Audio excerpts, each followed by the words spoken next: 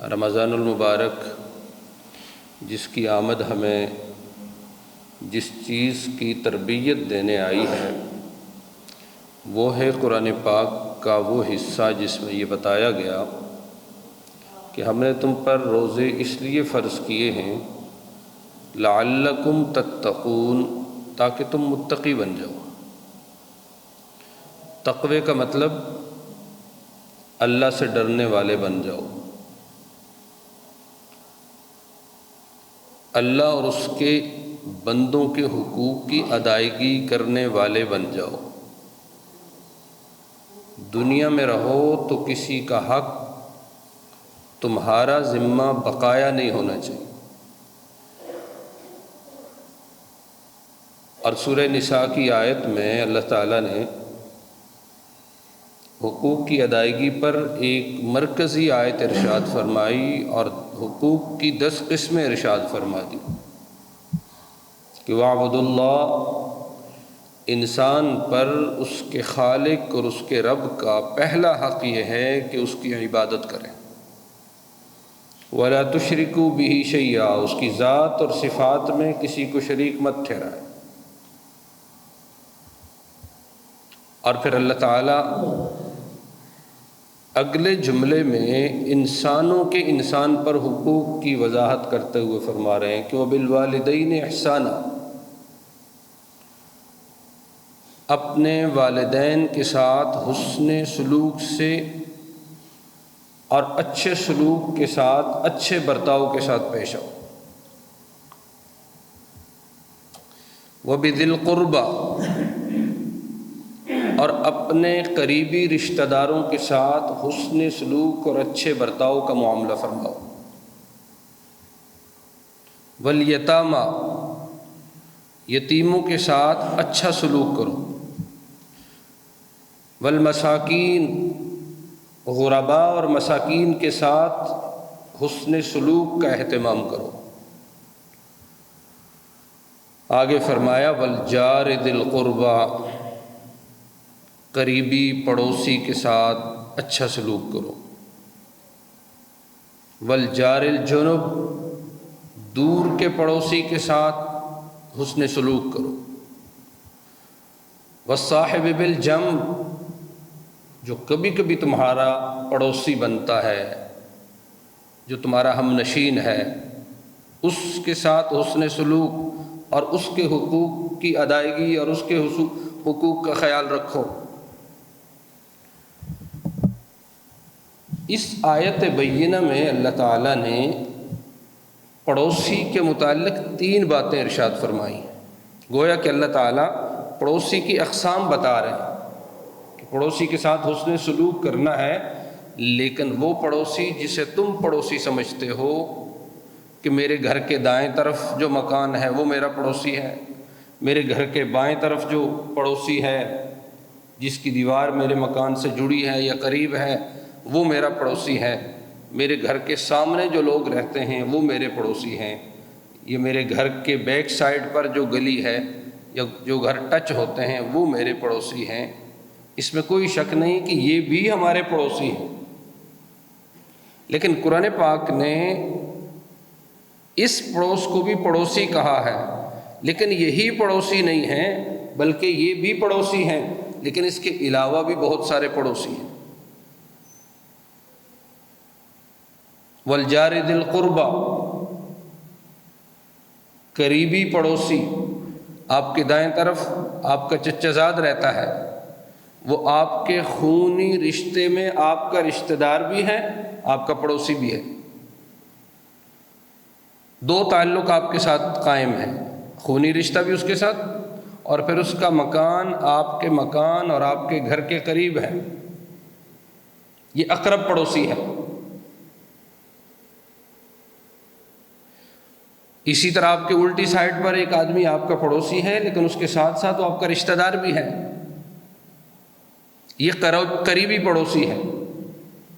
آمنے سامنے اور گھر کے پیچھے رہنے والا آپ کا پڑوسی بھی ہے لیکن آپ کے ساتھ اس کا ایک خونی رشتہ بھی ہے، یہ قریبی پڑوسی ہے۔ والجار الجنب، اور دور کا پڑوسی، کیسے؟ ہے تو آپ کے قریب رہنے والا لیکن وہ غیر مسلم ہے، وہ بھی پڑوسی ہے لیکن اسلام کی وجہ سے وہ دور کا پڑوسی ہے، اس کے اور آپ کے بیچ میں اسلام کی دیوار حائل تو ہے لیکن ہے وہ بھی آپ کا پڑوسی۔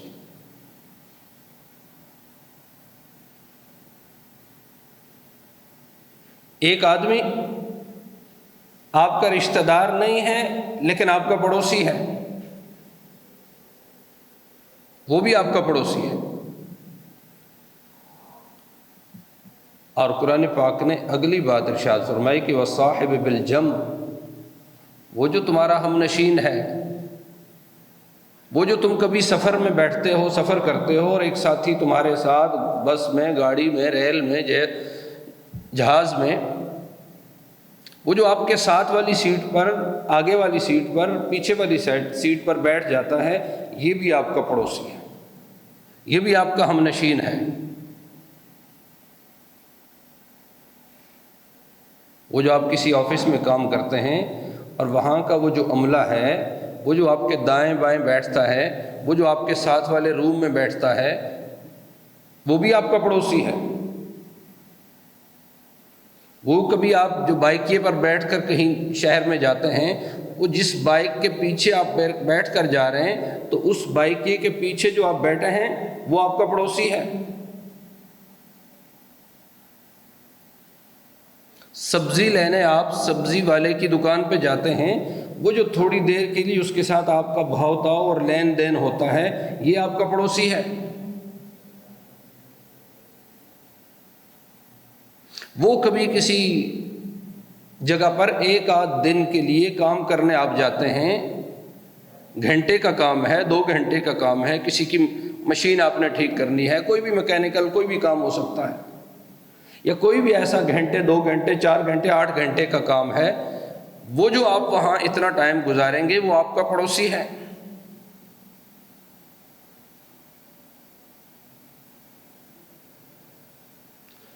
اور حکمرانوں کے لیے تو یہ حکم ہے کہ وہ جو آپ کے ملک کے ساتھ والا جو ملک ہے وہ آپ کا پڑوسی ہے۔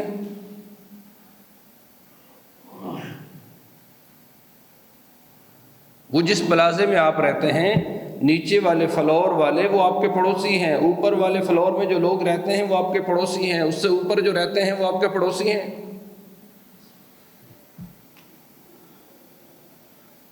تو قرآن نے پڑوس اس کو نہیں کہا کہ جو آپ کے دائیں بائیں آگے پیچھے رہتے ہیں، قرآن نے آپ کے پڑوس کے متعلق یہ بات ارشاد فرمائی ہے کہ جو خون کے رشتے میں آپ کے ساتھ جڑے ہوئے ہیں،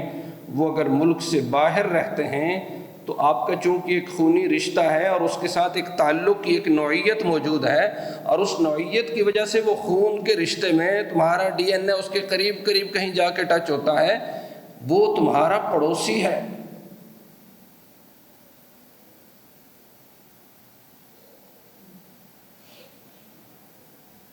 وہ جہاں تم رہتے ہو، تمہارے اڑوس پڑوس میں مسلمان تمہارا پڑوسی ہے، صرف یہ کہہ سکتے ہو کہ یہ قریبی پڑوسی ہے، کہیں غیر مسلم آپ کے پڑوس میں رہتا ہے وہ آپ کا پڑوسی ہے، صرف یہ کہہ سکتے ہو کہ وہ اسلام کے بعد کی وجہ سے دور کا پڑوسی ہے،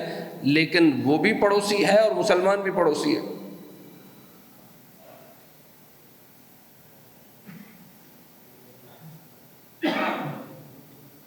جب اسلام نے، قرآن نے، شریعت نے، رسالت مآب صلی اللہ علیہ وسلم نے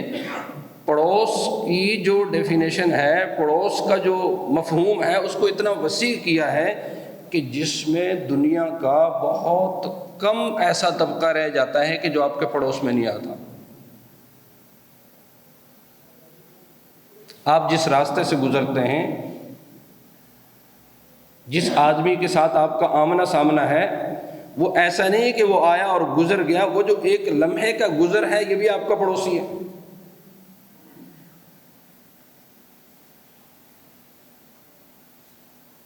اور قرآن کیا کہہ رہا ہے کہ یہ جو آپ کے پڑوسی ہیں، قریب کے پڑوسی ہیں، دور کے پڑوسی ہیں، یہ جو آپ کے ہم نشین ہیں، سب کے ساتھ حسن سلوک اور اچھے برتاؤ کا اہتمام کرنا ایک مسلمان کے ذمہ واجب اور فرض ہے۔ رمضان کی عبادت اگر ہمیں روزہ تو رکھوا سکتی ہے، نماز کے لیے مسجد لے آتی ہے، راتوں کو ہم قیام اللیل بھی کر لیتے ہیں، تراویح بھی پڑھ لیتے ہیں، لیکن اس کے باوجود اگر ہم پڑوسیوں کے حوالے سے اب تک ان کے مفہوم کو سمجھے نہیں ہیں، اور اگر سمجھے ہیں تو ان کے ساتھ حسن سلوک کا جو پیراگراف اللہ نے بیان فرمایا ہے، اور شریعت میں اس پڑوسی کی جو ویلیو ہے، جو اس کا جو مقام اور مرتبہ ہے، اس کے ساتھ جو حسن سلوک اور برتاؤ کا جو تقاضا ہے، اس تقاضے کو اگر ہم پورا نہیں کر سکے، ہمارے محلے کے افراد ہم سے تنگ ہیں، ہمارے اڑوس پڑوس میں رہنے والے لوگ ہم سے تنگ ہیں، جس آدمی سے ہمارا لین دین دکاندار ہے وہ ہمارے لین دین سے تنگ ہے، جس جگہ ہم ڈیوٹی کر رہے ہیں وہ ہمارے ڈیوٹی سے ہمارا مالک تنگ ہے، ہم پڑوسیوں کو تنگ کر رہے ہیں، پڑوسیوں کے حقوق کی ادائیگی نہیں کر رہے، وہ حقوق اللہ وہ تو ہے ہی ہے، لیکن یہاں پر پڑوس ہونے کی حیثیت سے جو ہم کوتاہیاں کر رہے ہیں، تو ہم جہاں سے گزر رہے ہیں، کسی کو اگر سلام میں پہل نہیں کر رہے تو اپنے پڑوسی کی حق تلفی کر رہے ہیں، اور کسی دین والے کو اس کے تقاضے سے پہلے اس کی ضروریات کو پورا نہیں کرتے تو یہ اس کے ہم حقوق کی حق تلفی کر رہے ہیں۔ مسجد میں آپ تشریف لے آتے ہیں، مسجد میں آپ نے دیکھا کہ انسان ایک دوسرے کے ساتھ جو صف میں کھڑا ہوتا ہے کندھے سے کندھے ملا کے، تو یہ آپ کا پڑوس ہے۔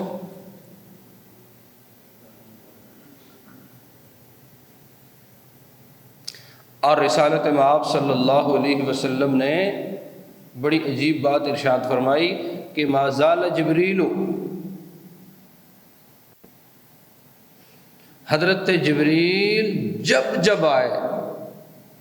اور کبھی حضرت جبریل نے اس بات کو مس نہیں کیا، یوصینی بالجار، جب بھی جبریل آئے اور اللہ کا جو حکم لے کے آتے، آسمانی وحی جو لے کر آتے، غار حرا میں آئے، اقرأ بسم ربک الذی خلق خلق الانسان من علق اقرأ وربک الاکرم الذی علم بالقلم علم الانسان ما لم يعلم، یہ آیات بیان کی اور حضور نے ان آیات کو یاد کر لیا۔ جبریل جانے لگے تو کہا یا رسول اللہ پڑوسیوں کا خیال رکھنا۔ کچھ وقفے کے بعد سورہ مدثر کی آیات نازل ہوئیں، سورہ مزمل کی آیات نازل ہوئیں، یا ایھا المزمل قم اللیل الا قلیلا نصفہ وانقص منہ قلیلا او زد علیہ ورتل القرآن ترتیلا۔ ان آیات کے نزول کے بعد واپس جانے لگے تو کہا یا رسول اللہ پڑوسیوں کا خیال رکھنا۔ یا ایھا المدثر قم فانذر وربک فکبر وثیابک فطہر والرجز فاہجر ولا تمنن تستکثر ولربک فاصبر۔ جب واپس جانے لگے تو فرمایا یا رسول اللہ پڑوسیوں کا خیال رکھنا۔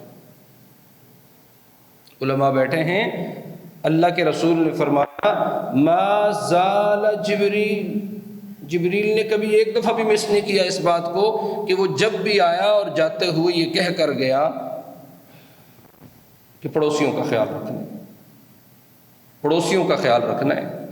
پڑوسیوں کا خیال رکھنا ہے۔ حضور فرماتے ہیں حتی ظننت انہ یورث، مجھے یہ گمان ہوا کہ جبریل جب بھی آتے ہیں توحید کا پیغام لے کے آتے ہیں، رسالت کا لے کے آتے ہیں، تبلیغ کا لے کے آتے ہیں، آیات قرآنیہ لے کے آتے ہیں، چھوٹا ٹکڑا لے کے آتے ہیں، بڑا ٹکڑا لے کے آتے ہیں، لیکن واپس جاتے ہوئے پڑوسی کے حقوق کی بات کر کے جاتے ہیں، تو مجھے ایسا لگا کہ اب اللہ کی ذات پڑوسیوں کو وراثت میں حق دے دیں گے کہ یہ سیدھی سائیڈ والا پڑوسی ہے، اس کا دوسرا حصہ ہے، اس کا تیسرا حصہ ہے، یہ چھٹے حصے کا مالک ہوگا، وہ 8ویں حصے کا مالک ہوگا۔ یہاں تک کہ سورہ نساء کا نزول ہوا اور اس میں اللہ تعالیٰ نے میراث اور وراثت کے سارے حصے اور احکام بیان کر دیے، تب جا کر اطمینان ہوا کہ پڑوسیوں کو اللہ تعالیٰ نے وراثت میں شریک نہیں کیا۔ صحابہ بیٹھے ہیں، رسول اکرم صلی اللہ علیہ وسلم نے صحابہ کی موجودگی جب دیکھی کہ بڑی تعداد میں صحابہ موجود ہیں، نہ معلوم کتنے دنوں سے آپ نے اس بات کو اپنے تقاضے کے باوجود روک کے رکھا کہ جب سب آ جائیں تو کہوں، بحری مجلس میں آپ نے ارشاد فرمایا واللہ لا یؤمن، اللہ کی قسم وہ شخص مومن نہیں ہے۔ صحابہ اکرام نے جب یہ دیکھا کہ اللہ کے رسول نے یہ بات ارشاد فرمائی اور اللہ کے نام کی قسم لے کر کہا کہ اللہ کی قسم وہ شخص مومن نہیں ہے، تو صحابہ نے اپنے اپنے خیال سے یہ تصور کیا کہ شاید جو شرک کرنے والے لوگ ہیں، چونکہ قرآن پاک میں شرک کی بڑی مذمت آئی ہے، اور جہاں جہاں اللہ تعالیٰ نے گناہ کبیرہ کا ذکر کیا ہے اکثر جگہوں پر شرک سے آغاز کیا ہے، کہ شاید جو لوگ شرک کرتے ہیں وہ مومن نہیں ہیں، یا جو لوگ بدکاری کا ارتکاب کرتے ہیں وہ مومن نہیں ہیں، یا جو لوگ چوری کر جاتے ہیں وہ مومن نہیں ہیں، یا جو میدان جہاد سے بھاگ جاتے ہیں وہ مومن نہیں ہیں۔ ہر صحابی کے ذہن میں یہ بات آئی کہ حضور نے اتنے تیقن کے ساتھ یہ بات ارشاد فرمائی کہ اللہ کی قسم وہ شخص مومن نہیں ہے، تو نہ معلوم وہ گناہ کبیرہ کے کس گناہ کا مرتکب ہے کہ جس کی وجہ سے وہ مومن نہیں ہے۔ لیکن ہمت سوال نہیں ہوئی کہ یا رسول اللہ وہ کون ہے۔ تھوڑی دیر گزری، آپ نے پھر فرمایا واللہ لا یؤمن، اللہ کی قسم وہ شخص مومن نہیں ہے۔ صحابہ اور پریشان ہوئے کہ یا اللہ وہ کون شخص ہے کہ جس کے بارے میں حضور نے ایک مرتبہ قسم اٹھائی اور کہا کہ اللہ کی قسم وہ مومن نہیں ہے، اور پھر حضور نے قسم اٹھائی اور فرمایا کہ اللہ کی قسم وہ شخص مومن نہیں ہے۔ صحابہ کرام کی پریشانی قابل دید تھی، ہر ایک کا چہرہ بجھ رہا تھا، اور کچھ توقف کے بعد رسالت مآب صلی اللہ علیہ وسلم نے فرمایا اور تیسری مرتبہ فرمایا کہ واللہ لا یؤمن، اللہ کی قسم وہ شخص مومن نہیں ہے۔ اب ایک صحابی بڑے پریشان ہوئے اور کہنے لگے خابو و خسروا یا رسول اللہ، من ہوا یہ جو 3 مرتبہ آپ نے ارشاد فرمایا کہ اللہ کی قسم وہ مومن نہیں، اللہ کی قسم وہ شخص مومن نہیں ہے، اللہ کی قسم وہ شخص مومن نہیں ہے، وہ تو اس کا تو سب کچھ تباہ ہو گیا، وہ تو خسارے میں چلا گیا۔ لیکن یا رسول اللہ وہ کون ہے؟ اس پر رسول اکرم صلی اللہ علیہ وسلم نے جو بات ارشاد فرمائی وہ کیا تھی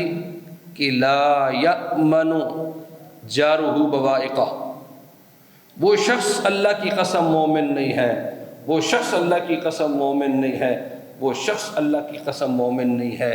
جس کی تکلیف سے، جس کے شر سے اس کا پڑوسی امن میں نہیں۔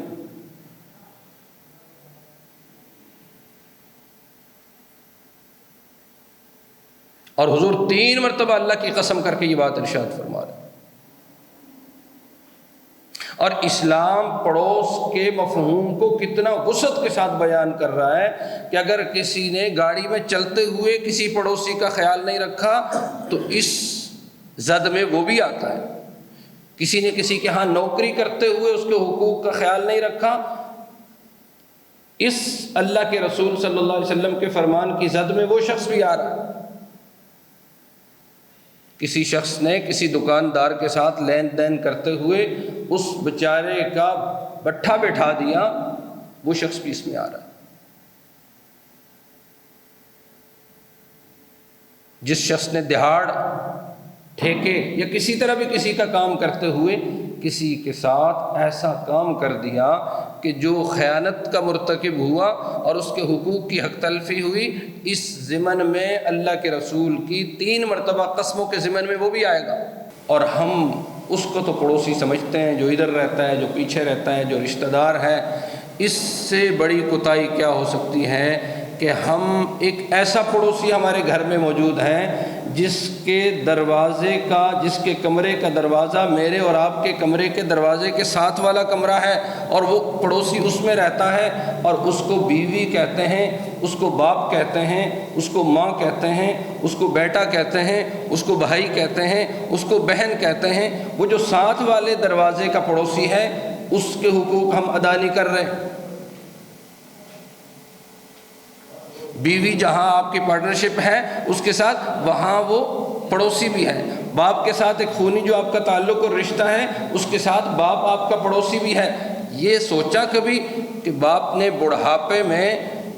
2 4 6 باتیں ہی سننی ہوتی ہیں، ہم اپنے باپ کے ساتھ کسی وقت اپنا سارا چھوڑ چھاڑ کے روزانہ کی بنیاد پہ کتنی دیر بیٹھ کر اس کا دکھ درد بانٹتے رہے؟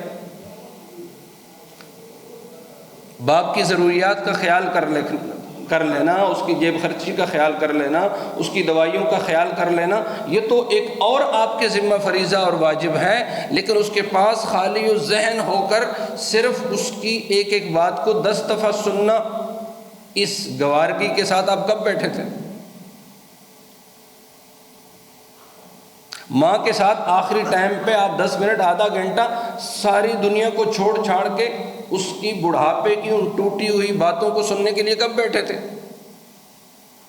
اس پڑوسی کو آپ نے اگر ٹائم نہیں دیا، باپ ہے پڑوسی اس کو ٹائم نہیں دیا، والدہ کو نہیں دیا، بہن بھائیوں کو نہیں دیا، بچوں کو نہیں دیا، اور بیوی کو ٹائم نہیں دیا، تو یہ آپ کا پڑوسی آپ سے شکوہ کناں ہے، اور ایسا شخص مومن نہیں ہے جو گھر میں رہتے ہوئے ان پڑوسیوں کا خیال نہ رکھے۔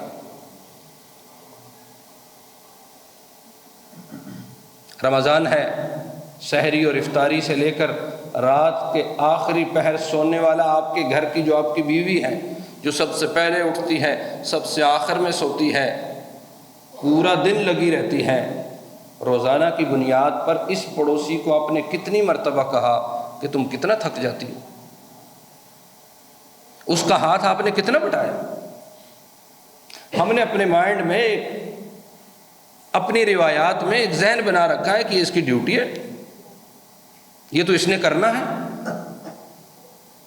لیکن یہ نہیں سوچا کہ یہ ہماری پڑوسن ہے، یہ صرف بیوی نہیں ہے، اس کے کچھ حقوق ہیں، یہ بھی تھکتی ہے، اس کو بھی نیند آتی ہے، اس کے بھی کچھ تقاضے ہیں، اس کے بھی کچھ حقوق ہمارے ذمہ واجب ہیں۔ نہیں،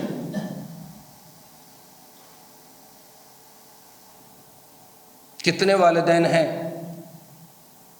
وہ اولڈ ہوم کی نظر ہو گئے، کیوں کہ ہم نے پڑوسی کے حقوق کی بچوں کو پریکٹس ہی نہیں کروائی،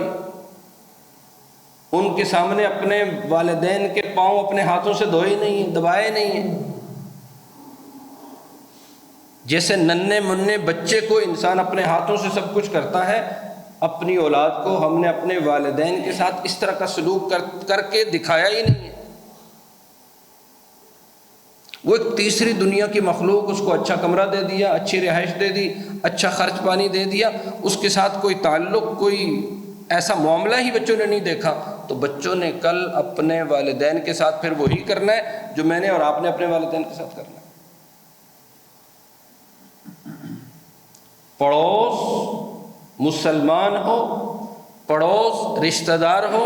یا پڑوس کافر ہی کیوں نہ ہو، اس کے حقوق میرے اور آپ کے ذمہ واجب ہیں۔ اگر کافر پڑوس بھی ہم سے تنگ ہے تو ہم مومن نہیں ہیں۔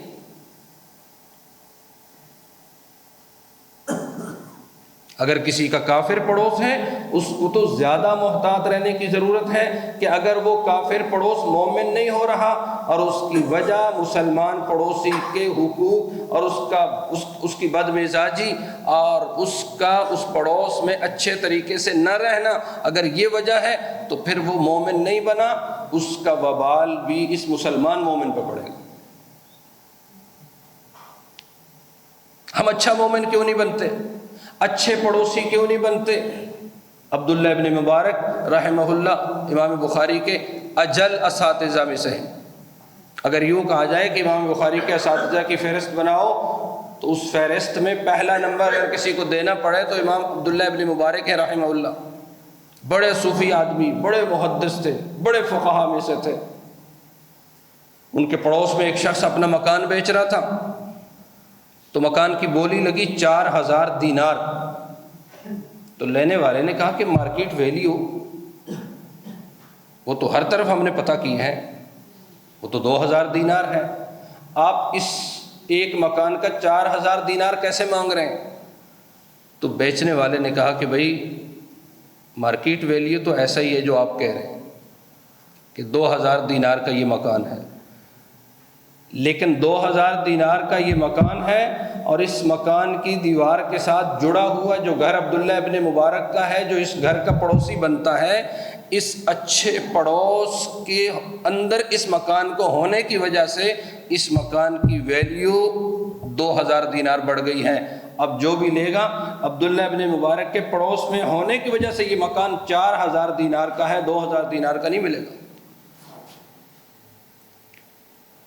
اور ہم بھی اپنا حال دیکھ لیں کہ ہمارے پڑوس میں اگر کوئی مکان لینے آئے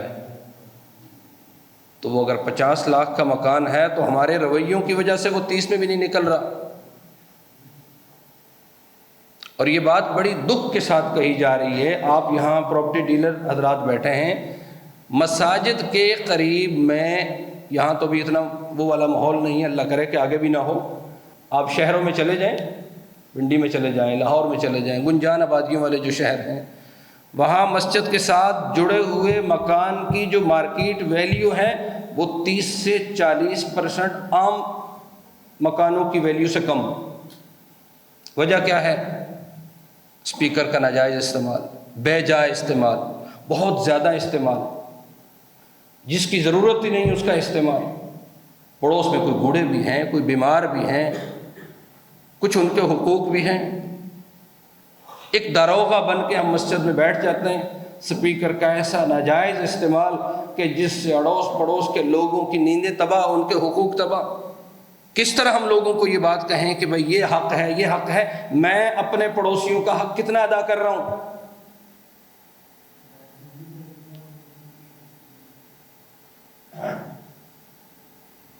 تو جہاں پڑوس اچھا ہو وہاں پڑوس اچھے ہونے کی وجہ سے آپ کے پڑوس کے اس مکان کی ویلیو بڑھ رہی ہے، اور اگر ہم پڑوسی اچھے نہیں ہیں تو ہمارے پڑوس کے مکان کی ویلیو ہمارے رویوں کی وجہ سے کم ہو رہی ہے۔ تو اس لیے دوستو، رمضان ہے جو ہمیں روزہ رکھوا رہا ہے، تراویح پڑھنے اور نمازوں میں شامل ہونے کی دعوت دے رہا ہے، اور بڑے ذوق اور شوق سے ہماری مساجد میں رمضان المبارک میں لوگ آ رہے ہوتے ہیں۔ لیکن اگر ہم رمضان میں یہ ساری عبادتیں کر کے واپس اپنے پڑوسی کے حوالے سے اسی رویے پر قائم ہیں جس پر رمضان سے پہلے تھے، تو پھر اس رمضان نہیں، یہ رمضان 1000 دفعہ بھی آئے، اس رمضان سے ہم کچھ حاصل نہیں کر پائیں۔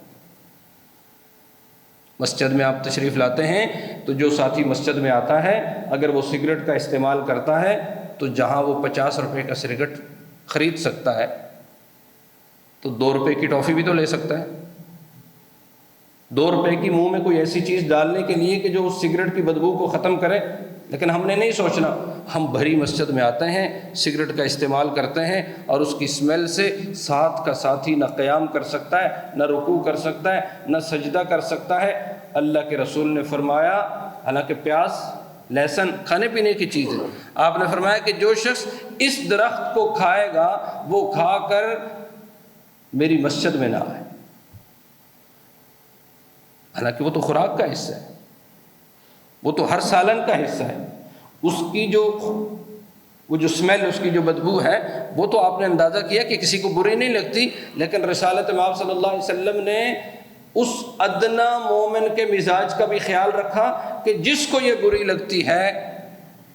وہ اگر سارے نہ بھی ہوں، لیکن تم میں سے کسی کو یہ حق نہیں ہے کہ کچا لہسن پیاز کھاؤ اور منہ اٹھا کے مسجد میں آ جاؤ، نہیں، اس سے پہلے مسواک کرنا ہے، اس سے پہلے اپنے منہ کو صاف کرنا ہے، اس بدبو کو دور کر کے مصفہ اور مشفہ ہو کے مسجد میں داخل ہونا ہے۔ ہم نے اپنے ہر اعتبار سے، ہر لحاظ سے اپنے پڑوسی کا خیال رکھنا ہے، وہ مسجد میں ہے، وہ گھر میں ہے، وہ تجارت کے سینٹر میں ہے، وہ راستے میں ہے، وہ کسی بھی بنیاد پر ہے، وہ ہمارا پڑوسی ہے، اور اس کے حقوق ہمارے ذمہ واجب الادا ہیں۔ اللہ تعالیٰ سے دعا ہے کہ پڑوسیوں کے حقوق صحیح معنوں میں سمجھ لیں اور ان کو ادا کرنے کی توفیق اور اس کی ہمت نصیب فرمائیں۔